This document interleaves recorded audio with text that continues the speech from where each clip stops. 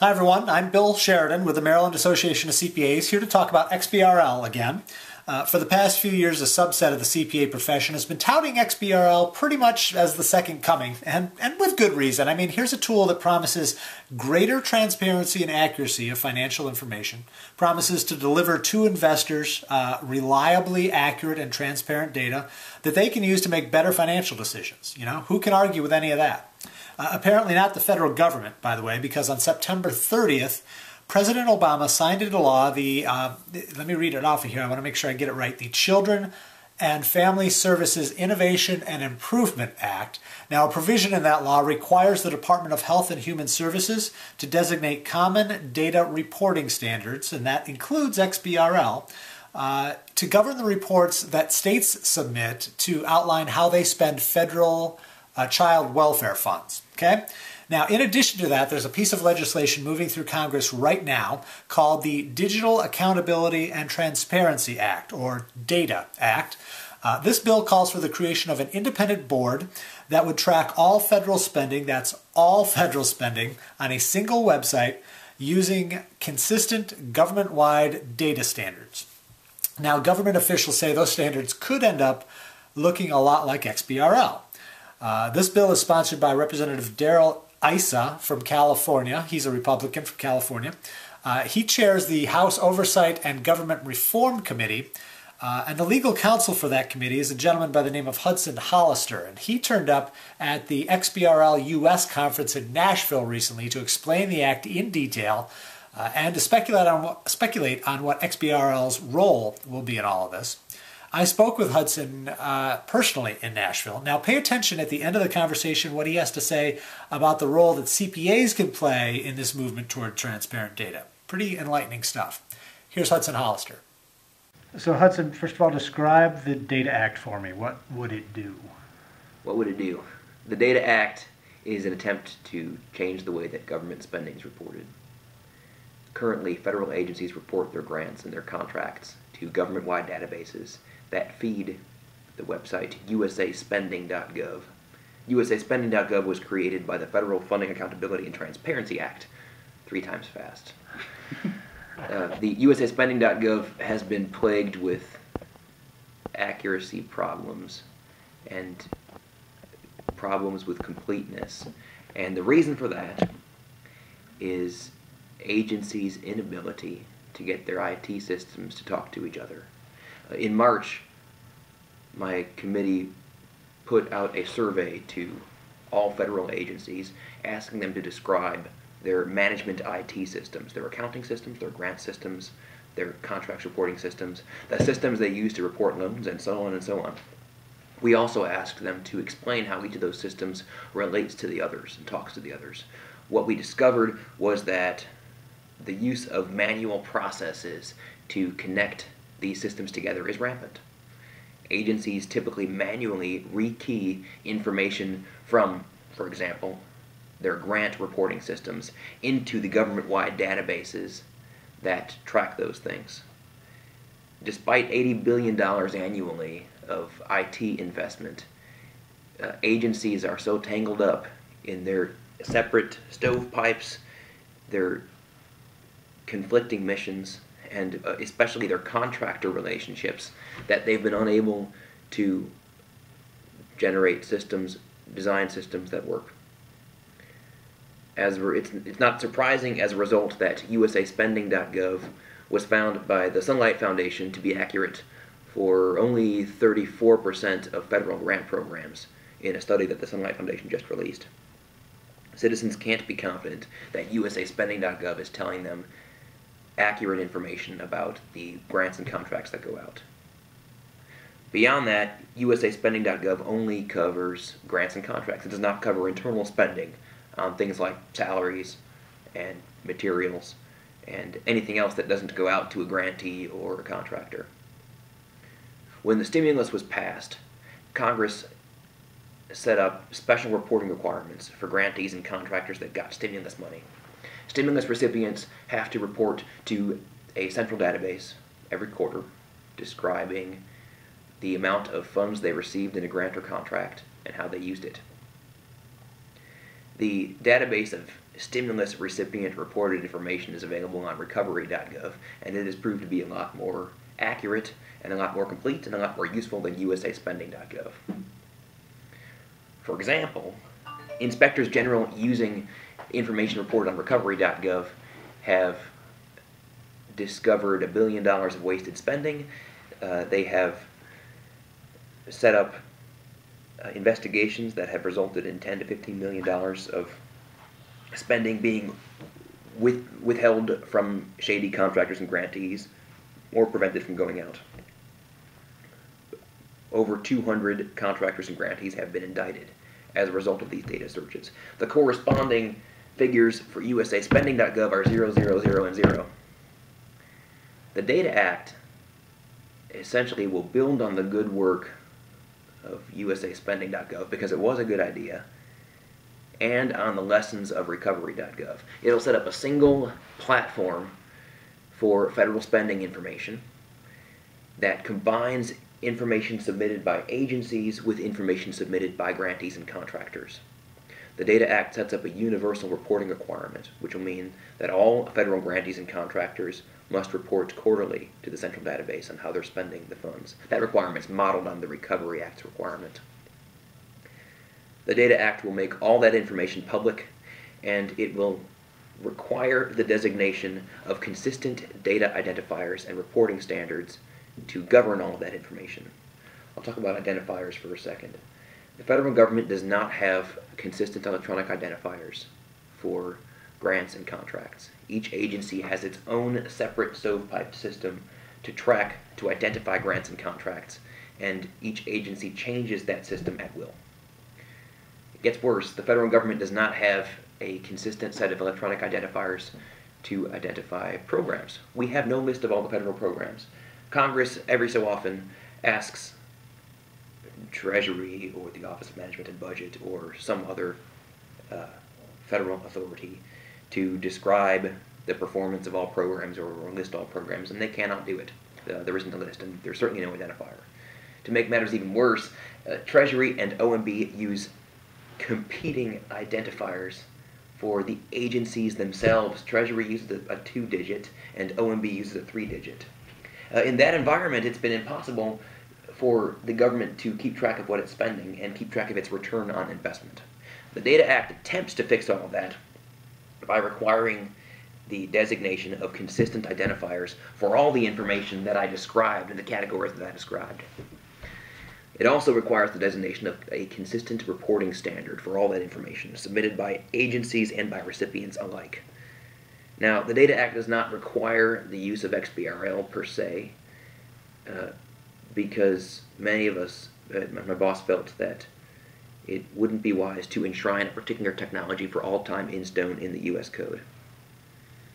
It does require the selection of a data standard that has many of the characteristics of XBRL, and to be blunt, I think XBRL is the standard that would be selected. The Data Act requires to have all this information put on a single electronic platform that's publicly accessible and made bulk downloadable. We have high hopes for the legislation and for its impact. Eventually, it should be possible for citizens, watchdog groups, media, and even the appropriators in Congress to use all this spending data to judge whether government's working for them or not, to make better decisions about votes and to make better decisions about appropriations. Long-winded answer. You mentioned your boss being... Your boss is... Congressman Darrell Issa from California. He is the chairman of the House Committee on Oversight and Government Reform. And his passion behind this, what's the driving force behind him wanting to get this done? Chairman Issa has a keen appreciation for what technology can do to make the government more accountable and more efficient. We have many terrific examples in the private sector of gigantic multinational companies who, despite competing accounting standards and despite competing languages all over the world, are able to understand in minute detail what products are selling and where, what contracts are being entered and where, and every last jot and tittle of their financial performance everywhere. The federal government has failed to set up that capability, not because it's impossible, but because the feds don't have to, because nobody in the federal government has to worry about making payroll every week. You've outlined a lot of things that are broken now under the current way of doing things. Imagine this legislation gets passed. What does the environment look like at that point? Nothing gets fixed overnight. If the legislation passes, then the new board that'll be set up to run the system, the Federal Accountability and Spending Transparency Board, or FAST Board. By the way, we wanted to call it the Federal Accountability and Transparency Board, which would have been FAT Board. Didn't fly. The FAST Board, it's so much more elegant with 3 letters. The FAST Board will set up a filing system for the recipients of federal grants and contracts that's modeled on the system the Recovery Board is already using for all the recipients of stimulus dollars. They will work out with the agencies the right way of receiving information prepared by the agencies about the agency's grant spending, contract spending, and internal spending. And they will mash it all together, and it will not be pretty, especially at first. It will demonstrate that there are gaping holes in agencies' accountability for spending. We've seen that just in the last couple of weeks with the failure of the Department of Energy to report to usaspending.gov on the Solyndra loan guarantee. Nobody would have ever noticed that the Department of Energy failed to report the Solyndra loan guarantee to usaspending.gov if there hadn't been a scandal. So the question is, on how many loan guarantees, on how many federal programs is agency reporting failing us in usaspending.gov right now? Those problems will be illuminated when the FAST Board puts agency reporting and recipient reporting on the same platform. Of course, recipient reporting won't be perfect either. It is a very big job to do all the reporting, and some recipients won't be able to do it properly, or simply won't do it properly, will refuse to. Having recipient reports on the same platform as agency reports will also allow problems with recipient reporting to be eliminated. I would imagine that after the platform is set up, then the real difficult work of identifying the shortcomings in federal spending reporting and fixing them will finally be able to begin. What role do you see CPAs playing in all this? CPAs understand, or are beginning to understand, the power of structured data. CPAs are uniquely qualified to show decision makers that manual processes are unnecessary. CPAs have an advocacy role here, which I think probably isn't the usual role that CPAs or their organizations take. CPAs are to be commended for being impartial in most circumstances, business decisions, policy decisions. But in this case, the CPAs can be advocates for the accuracy and efficiency that structured data can bring. CPAs also probably will find new roles with the recipients of federal funds, with grantees and contractors, in helping them to set up systems that generate the reporting seamlessly and easily, and in opining on the accuracy of those reports. Although I hasten to add that there's not a requirement for the auditing of those reports. There's not a new compliance regime there. I think that companies will find, though, that their CPAs can be helpful in making sure that the reports that are required go out along with all the other regulatory filings that those entities must make. What's the status of the legislation at this point? What's next? The legislation was introduced by Chairman Issa in June. In the same month, it was also introduced by Senator Mark Warner from Virginia. The Committee on Oversight and Government Reform was unanimously reported the legislation to the full House, and we are hoping for it to go to the House floor in the near future. In the Senate, it has yet to be considered by the Committee of Jurisdiction there, which is the Senate's Committee on Homeland Security and Government Affairs, 3 times fast. But we're optimistic that it'll move in the Senate as well, and we're hopeful that it has fans in the White House. For this legislation, any disagreements aren't really partisan ones. The bill has bipartisan support in the House, and it was introduced by a Democrat in the Senate, and we've seen favorable signals from the White House. For example, on the same day as the bill was introduced in the House, President Obama signed an executive order setting up a government-wide body to investigate how best to expand the Recovery Board's reporting model to all government spending, which is exactly what the Data Act does. There aren't partisan disagreements here. There certainly are disagreements between reformers and bureaucrats, or optimists and pessimists. There are plenty of arguments in favor of the status quo. Any movement to structured data is going to take effort. It's going to take more effort than what we're doing now. But those who believe in it think that there is a crying need for accuracy and efficiency and accountability.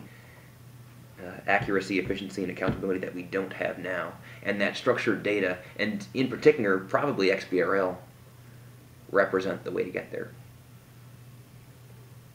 Hudson Hollister, thanks for joining me. I appreciate it. Thank you. It's been fun.